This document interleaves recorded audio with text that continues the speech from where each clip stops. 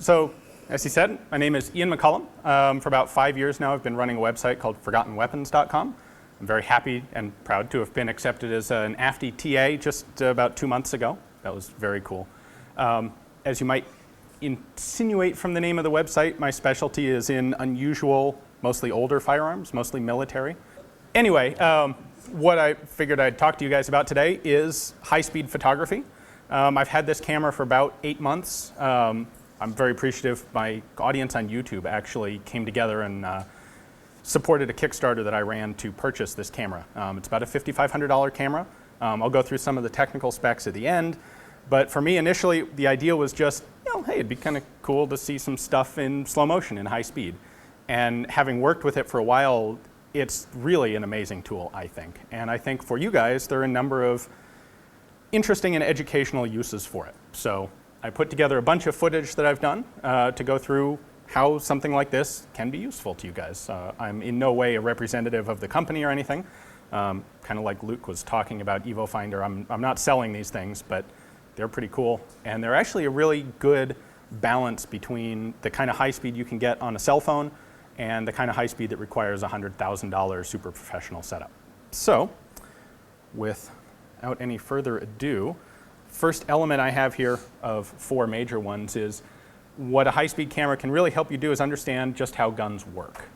So first up here, take a look at a Remington Model 11. You may recognize this as a Browning Auto 5. They're the same gun, just manufactured by different people, basically.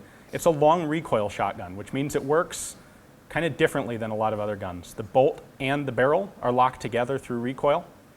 And only when they reach the full length of recoil of the cartridge does the barrel go forward. Once the barrel's forward, we'll go through this a second time. Once the barrel's forward, then the bolt releases and loads a new cartridge. So the barrel actually pulls forward off the empty shell, kicks it out, and then trips the bolt to come forward with a new case. There are not a whole lot of firearms out there that operated this way. This is by far the most common. There are a few others, but they're pretty rare. Just a really interesting gun to watch. Another example would be gas system. This is a German Gewehr 43, but this kind of system is actually almost identical to some of the piston ARs that are out there. And this is also, versions of this system are found in a lot of different firearms. You can see not only where it's venting gas at the front, but the fact that it bounces like a slinky every time you fire. That's a single shot. Multiple components interacting. Yeah, we took the front handguard off of that gun to show that. Probably one of the most unusual ones is the idea of blow-forward semi-automatic pistols. There are a handful of these that have been developed. This is the easiest one to acquire. It's a Schwarzlose, model 1908. And when you fire, the slide actually goes forward, comes off the case, kicks the case out, and then drops backwards over the next cartridge. This is about the slowest speed that I can do on this camera without artificial lighting. Other than that, everything here was done in Arizona daylight. You can see this thing is like every single shot just on the verge of not working right. And then one other, we did this for a friend of ours who is a big AK builder, who had talked about finding some video once of being able to actually see the AK's barrel flex when it fires. This one's a little dark. I was still learning how to use the camera when we took it. But just watch what the barrel does on this thing every time he pulls the trigger.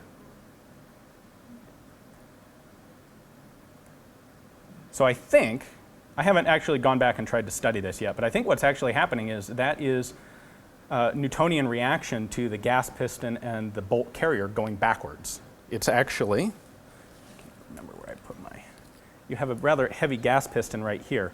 What I believe is happening is that when the gas pushes back here, the counter recoil pushes forward, which pushes the muzzle down.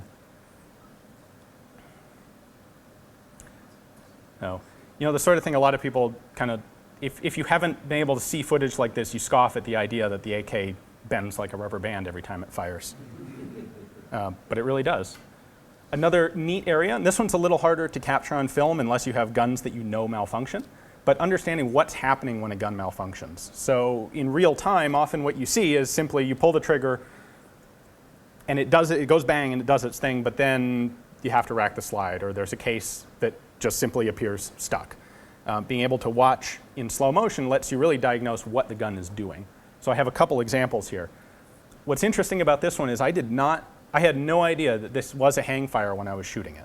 I was just trying to get regular footage of this Star Model B, which is basically a 1911 in 9mm Largo. And when I went back and reviewed the footage, I discovered that, lo and behold, it was a Hangfire. So what's going to happen here is the hammer's going to drop, hit, bounce, hit again, and then sit there for a moment before the gun actually discharges. And the time frame there, this is, I believe this one was 2,000 or 2,500 frames per second. And that delay was imperceptible in real time when I was actually shooting. But you can see what it looks like when it happens thanks to the high speed. What we have here is we were attempting to get regular footage of this Japanese light machine gun firing. And unbeknownst to us, the owner had put the wrong mainspring back in it. This gun has a mainspring from a much heavier, the Type 99, which is a larger caliber.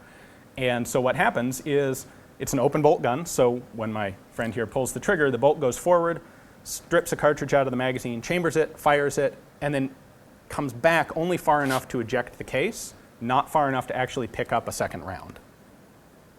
So there's the bolt going forward. Delay fires, it extracts, it ejects. But if I pause it there, you can see the back of our cartridges are going to be back here. That comes nowhere close to far enough back to actually cycle the gun. So when you're shooting this real time, it's hard to determine what exactly is happening. Being able to slow it down like this allows you to see the bolt's not going far enough back. And this one was purely accidental. We had borrowed a CZ24 to get some regular high-speed footage of and failed to look at it closely enough. Didn't realize it was a 380 example instead of the 32 that we had brought for ammunition. So when we went to fire it, I'm sure you guys have probably seen what happens to a 32 when you fire it in a 380. It does not cycle the action fully. It does that. Oh. Interestingly, if you look at the muzzle here, you can see a bunch of unburned powder spitting out. We'll get to that a little bit later on. Another element you can get from this is understanding where some of the marks on cartridge cases come from, particularly marks caused by external features on the gun during the ejection process. So if your cartridges are bouncing off of something, that can be really hard to see with the naked eye when you're actually shooting. But in high speed, it's easy to watch exactly where those cartridges are all going. So this is that same German rifle again. Right, pow, right there. You can see it's careening off of this surface. Oh, I paused it in my video. There we go. You might even have a second mark when the case head or the mouth comes around and hits. And of course, this was the last round in the magazine, so it locked itself open.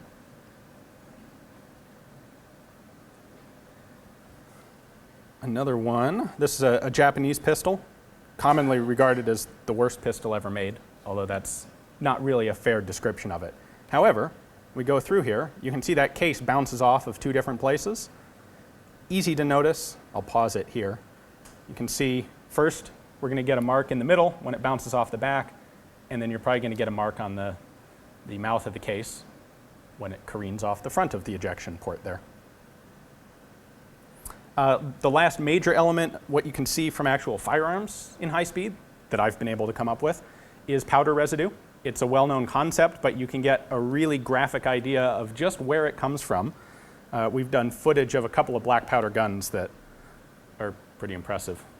So in this particular case, this is a shortened percussion Colt 1860 Army, and what we get really impressively here is what that percussion cap does, which is that. This is also a good reason to wear eye protection when you're shooting. Those sparks, you can see, get on everything that's going to be around the gun when it's fired. Even more impressive, I had a fellow loan me this. It's an 1852 Slant-Breech Sharps, which was a very early breech loading rifle. And they had a system for obturating at the breech, sealing the breech, that didn't work all that well. It worked at first. It actually had a sliding sleeve inside the chamber. And under pressure of firing, this sleeve would be pushed back, and the theory was it would jam up against the breech block and seal gases in the chamber. And it worked initially, but once the gun got dirty, which took about 1 round, because we're talking about black powder paper cartridges, once the gun got dirty, that sliding sleeve stopped sliding, and you ended up with just a basic mechanical fit of the breech block, which let some gas through, which we'll see here in a moment. Right there. What's really interesting about this is when you look at regular speed video, all you see is just kind of the normal puff of smoke. This came as a significant surprise to us when we, in fact, reviewed the footage. On this one, of course, the breech block, the sides are sealed, but it's a vertically sliding breech block, so you get leakage out the bottom and leakage out the top. One of the other kind of side notes that's neat to see here, and I don't know how well you can see it without reviewing the footage several times, but you actually get pressure. This makes sense once you think about it. Pressure blowing back through the ignition hole and the percussion cap. And you can watch the hammer bounce up and then back down after you fire. Ian, does Yep. the camera have zoom on it? How far away is the camera lens from this? The camera does not have zoom. The camera uses standard Nikon lenses. So as long as it's a manually operated lens and not an electronic fancy one, you can put any lens you want on it. In this case, to get a shot like that, we're typically about 4 feet from the gun. If I want to get a full, a shot of somebody actually shooting, then we have to move to 10 to 15 feet away. The lens I have on it, which is what came with the camera, has no zoom. It's manually focused, and I can adjust the light aperture, but it's a fixed length. Oh, I left this one a little bit long because we've got this neat little spark that just keeps on going. And for a bit of more modern, the kind of powder residue you probably see a lot more often, the stuff coming out the muzzle and the stuff coming out the breech. We have a Remington Model 51 here, and famous Luke Haig's hand shooting it, actually. So the bullet's long gone, and that's partially burning powder residue that's going to go a couple feet and splatter onto whatever's in front of the gun. And if you watch back here, you can again see not just smoke, but also bits of powder flake floating around. Let's see, right up in there. And that stuff's going to land on the shooter's hand and clothing and anything else that's right in that vicinity. This camera is decent at looking at targets. It's not quite ideal. I've got some footage of an actual bullet going into gel here that we'll look at, but that's right at kind of the limits of what this camera can do with frame rate and natural light. But for some simpler things, Luke beat me to this one. You've already seen this clip today. But for things like where you're trying to measure movement of a pendulum like this, it's a lot easier to make a precise measurement when you've got 2,000 frames a second or 1,000 frames a second instead of 30. So we did, this is a super sock, basically a crowd control baton, less lethal type of round. We had some of the guys from CTS and the Seattle Crime Lab come out to demonstrate the thing and do some testing on it. And I took the opportunity to get some high-speed video. You don't want to get hit by these things. It goes way into the gel and then bounces back out. That sort of impact this camera does really, really well. At the same time, one of the folks from Seattle was doing some testing on, this is a commercial product for rednecks that allows you to replace the head of a hunting arrow with a .38 Special or .357 Magnum cartridge in a little plastic holder. And she wanted to see what this would actually do on ballistics gel. Now, this looks a little funky. We have this piece of steel can there because when the arrow hit plain gel, it didn't detonate. The idea is this cartridge in the arrowhead is sitting on a little plastic fixed firing pin, and if you don't get a sharp enough impact, it fails to fire. So I guess there are some hunting implications to that. The theory is, I guess, that deer or hog hide is probably going to be tough enough to detonate it, but steel certainly did the trick. So there's our .38 exploding. Now right there, that's actually the bullet. Again, this is just at the bottom end of what we can see with this camera. It comes through, you can just catch it for a couple frames coming through the gel. And now that you see it there, you'll be able to see it whiz off screen as soon as we unpause here. The other interesting element that we've got, there it goes, you saw it fly off the screen. We also have this thing, which is your blown apart 38 special case. Or I'm sorry, there it is, pinwheeling off the screen. The arrowheads are not reusable. This is one you wouldn't normally actually fire at a person, but it looked pretty awesome on high speed. These are for practice shooting. The chalk makes a nice visible puff at long range so you can see where you're hitting. Still would not be pleasant to get hit with.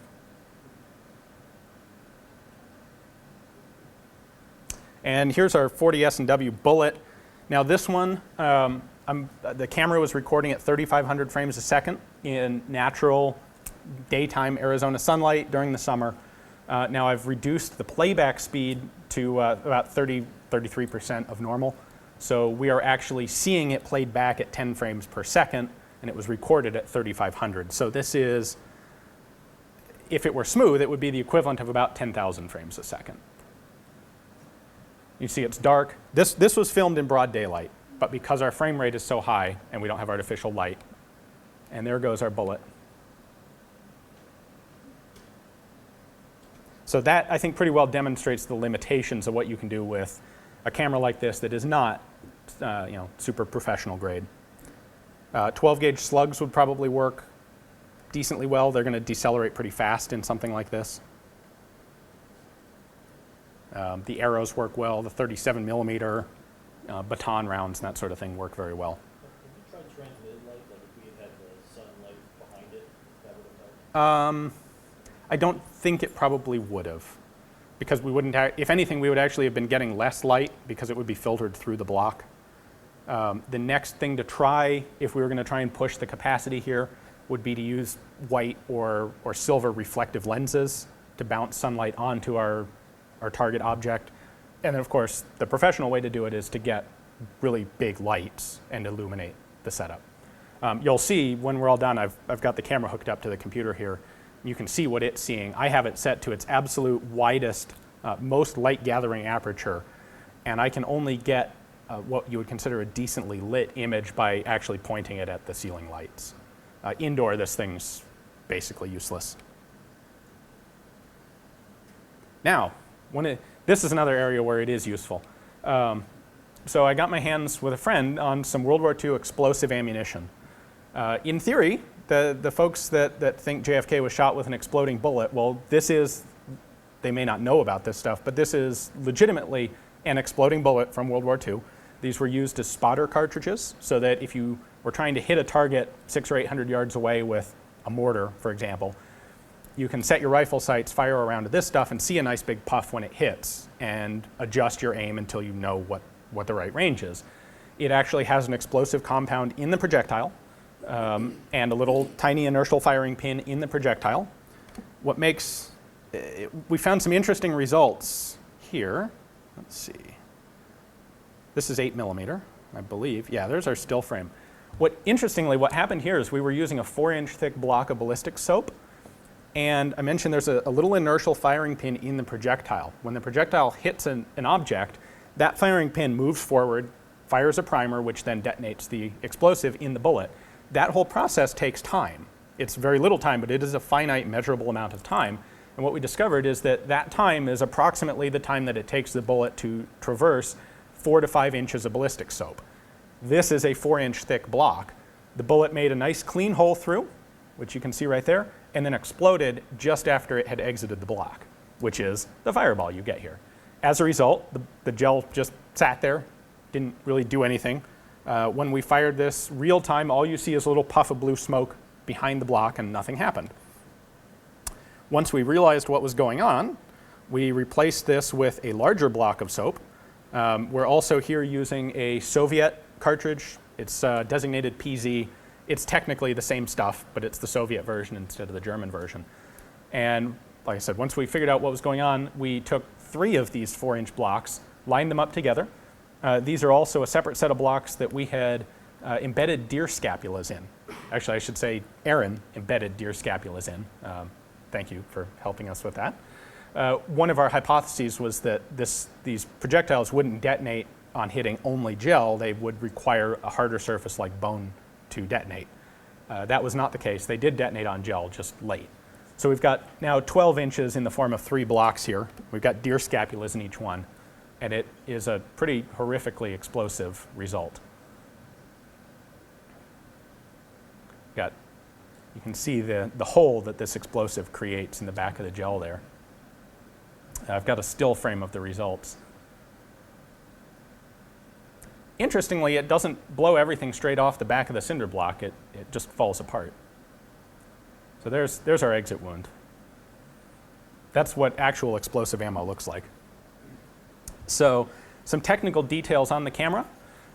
These have only been on the market for a couple years. They were put together as a project by a guy who wanted something to fill that gap between basically the cell phone and the $100,000 Phantom, TV quality, high-speed camera. So he used, it's as much as possible off-the-shelf components. Cost is $5,500. It comes with one Nikon lens, which has served me pretty well. It's the lens that I used for everything that was in this footage. It's really nice and easy to control through a web page interface, which I'll show you in just a moment. Let's see, what else? The resolution that it is capable of is directly dependent on the frame rate you use. The slowest you'd ever really effectively want to use it is 500 frames a second, and that gives you basically 1080p resolution. That's equivalent to high definition video, and it looks fantastic.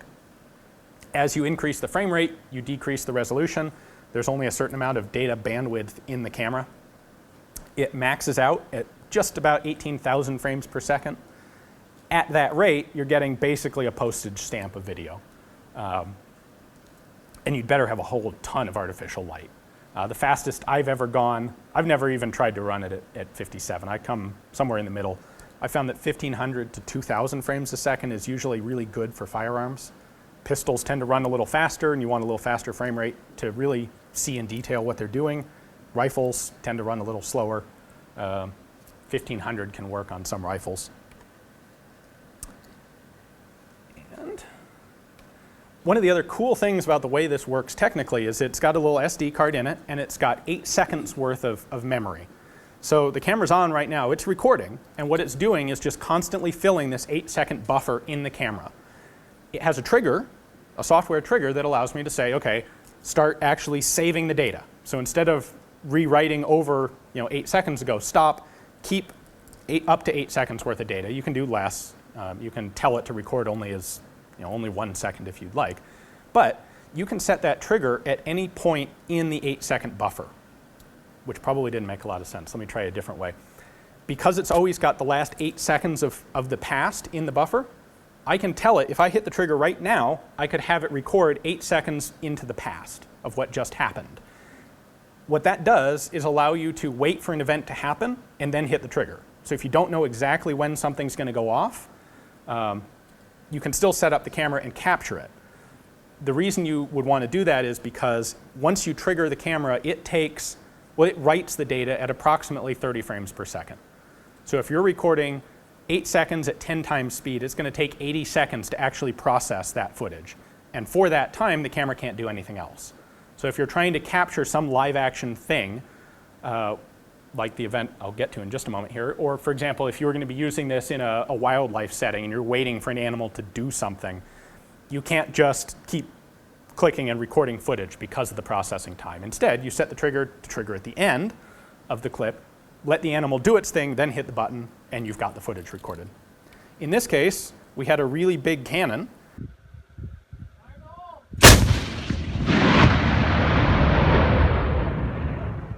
And there's like 100 people watching this thing, and I don't know when they're actually going to pull the trigger.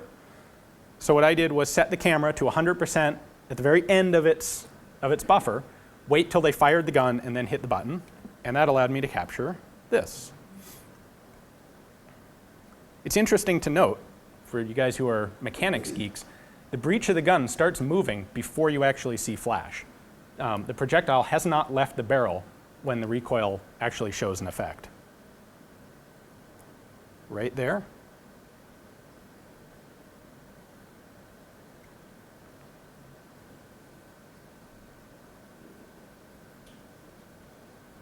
The other thing you can notice is someone left a water spritz bottle, which is now flying.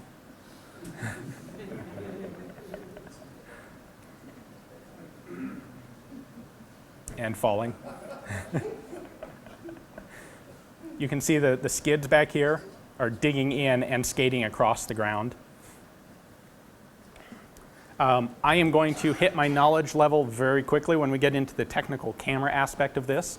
I can tell you from a functional standpoint, mostly what I already have. The one technical thing I do totally understand is one of the nice things about this camera is it has a global shutter, which means all of the pixels trigger at the same time for a complete frame. What you often get with high-speed cameras, and the way a lot of cell phones work, is they will take intermittent frames with every other row of pixels in the display. So yeah, you're getting a lot of frames, but each frame only has half the information, so it doesn't look as clear. With this camera, every frame that you get is a complete picture at whatever resolution the thing is set to. Also, from a functional standpoint, it stores video as H.264, which is a very common format, onto a little removable thumb drive or a SD drive that's a piece of cake. You'd pop it in a computer and the files are accessible directly. It doesn't require special software. It doesn't require any sort of translation. It's usable and viewable right off the camera. I don't know what this means. I'm not enough of a photographer to have really figured out ISO yet, but I put it up there because I'm sure some people will understand it. Now, for those of you who are interested, the way this actually works, can we turn on the lights? Without light, you're going to see nothing but black here.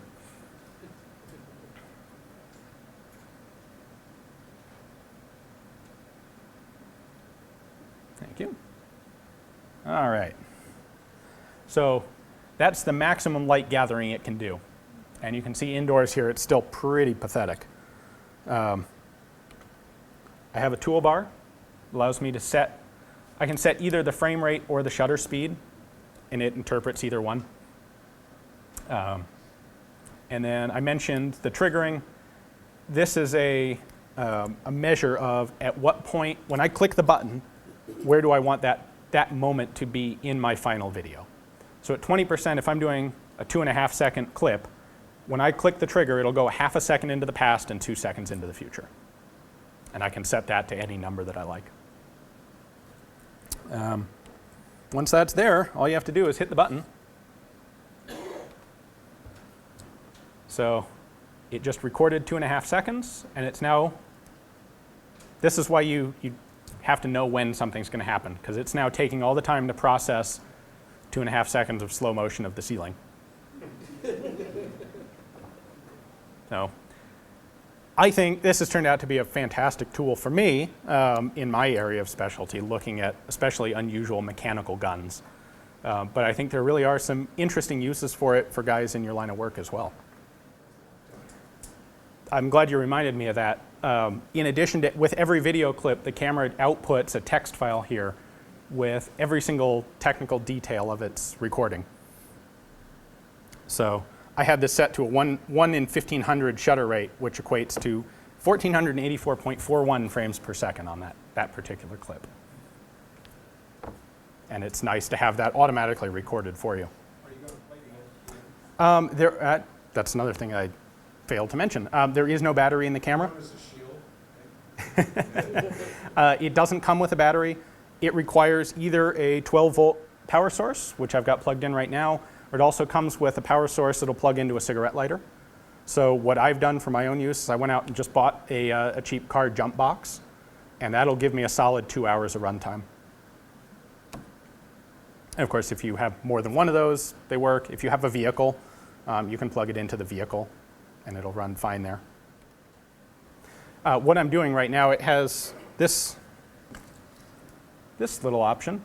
Allows you to directly download the last clip you filmed into the computer for easy review, and that's what I'm doing right now. Otherwise, you shut down the camera and then you pull the memory card out and throw it into a computer. This does have the capability to work via Wi-Fi, which I've just never had the time and interest to try and set up. It can do it.